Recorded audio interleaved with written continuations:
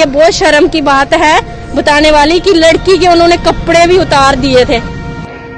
हमने प्यार किया था, बस हमने शादी कर ली, ये कोई गुनाह थोड़ा है। मेरे हाथ और मेरा चूड़ा भी इन्होंने फेंक दिया हुआ है, 2-3 बार इन्होंने मेरा चूड़ा फेंक दिया हुआ है।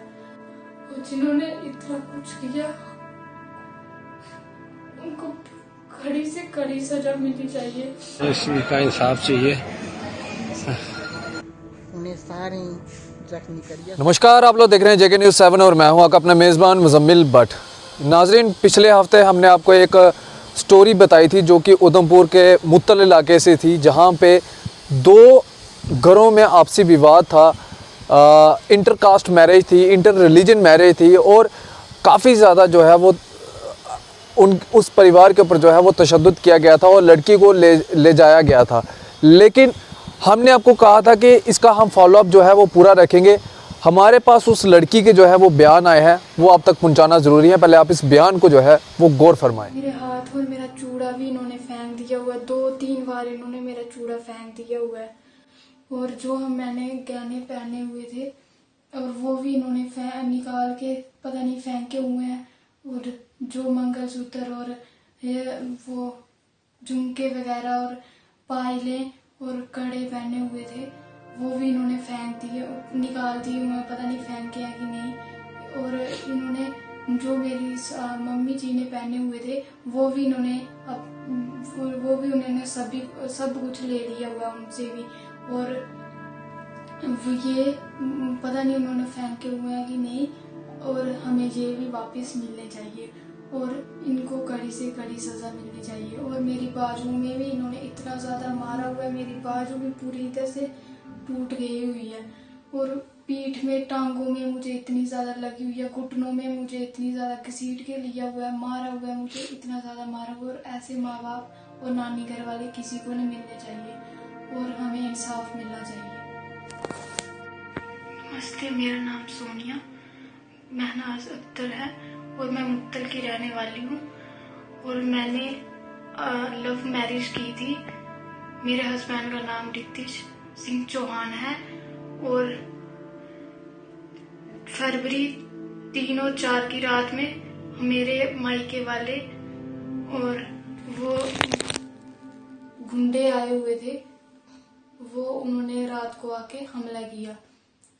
एक तो मेरे ताऊ जी रोशनदीन और एक 2 उनके बेटे अकरम और अशरफ। और चाचे थे मेरे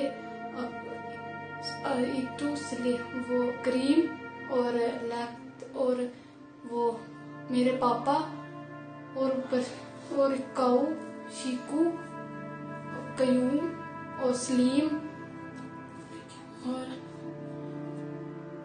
और जावेद और खालिक मामू, ये सभी थे। और 10-15 ऐसे थे कि उन्होंने मुंह पे रुमाल बांधे हुए थे और इन्होंने आके हम सभी पे अटैक किया कि वो हम सभी सोए हुए थे। इन्होंने जो बाहर वो बुजुर्ग, एक तो नानी सास थी और एक मम्मी जी थी, उन पे आके इन्होंने पहले तो इन्होंने आते टाइम कुत्ते को मारा, उसकी आंखें वगैरह निकाली।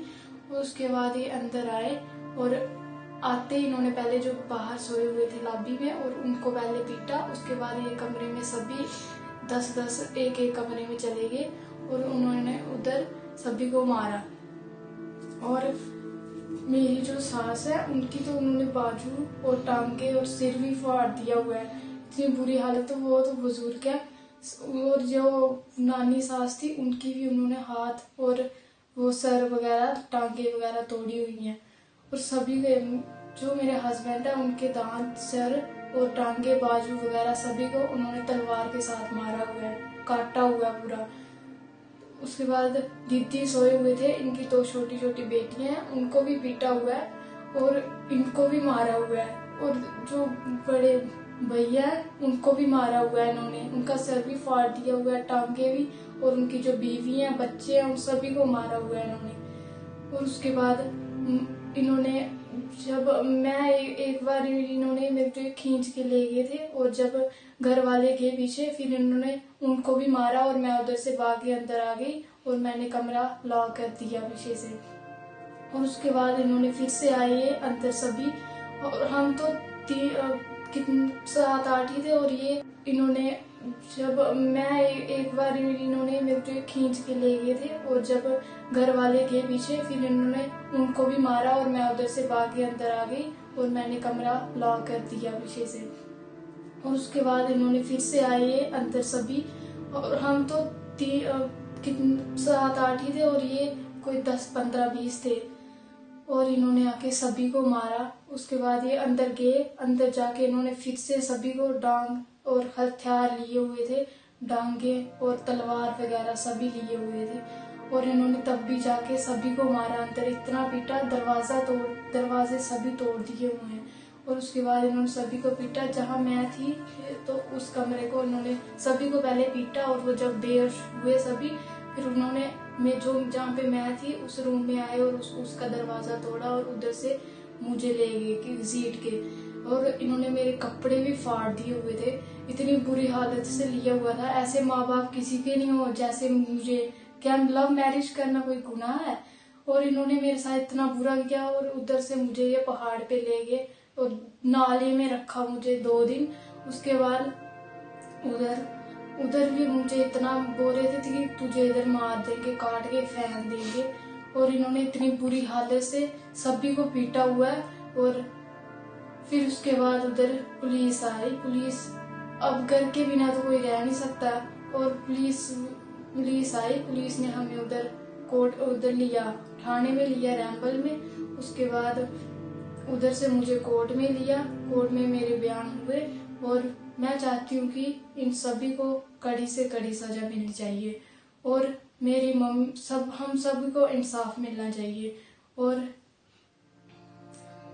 मैं यही चाहती हूँ कि ये हमने इधर ही रहना है और कितनी देर हम बाहर रह सकते हैं। और जो मेरी मम्मी जी हैं उनका तो एक ही बेटा है और वो उनकी को और तो कोई बहू भी नहीं है। उनका कौन करेगा? इतनी बुरी हालत से उनको मारा हुआ है इन्होंने, उनका कौन देखभाल करेगा? अगर हम नहीं होंगे तो उनका कौन ख्याल रखेगा? हमने क्या पूरी उम्र बाहर ही रहना है? हम क्यों रहे बाहर? हमने तो घर पे ही रहना ना, कितनी देर रहेंगे हम? उनका ख्याल कौन रखेगा? और जिन्होंने इतना कुछ किया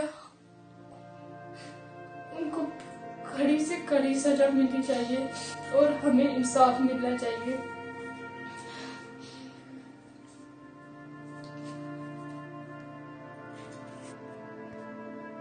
और मैं चाहती हूँ कि कल को ये पैसे देके बाहर आ जाएंगे और ये फिर से हमें मार सकते हैं और हम पे फिर से अटैक कर सकते हैं।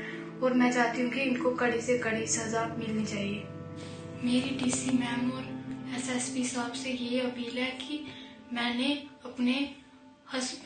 अपने ससुराल में ही रहना है और मेरी मदर इन लॉ जो भी इतनी बीमार है तो उनकी कौन देखभाल करेगा।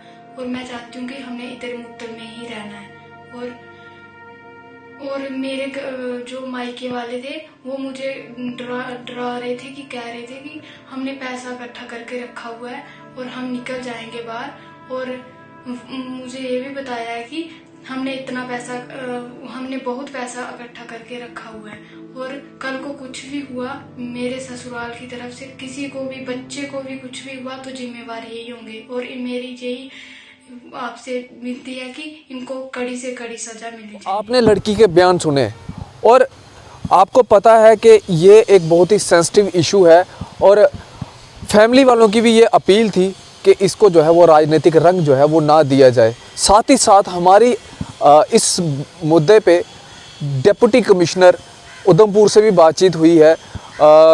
उनकी भी बात जो है हम आपके समक्ष रखेंगे, आप उनकी भी बात के ऊपर ज़रा गौर फरमाएं। फैमिली को ना जी, तब उसके हस्बैंड को जी, and there are lot of arrest and FIRs which have been done. I think the situation is under control now. okay. So ma'am, how many members are arrested?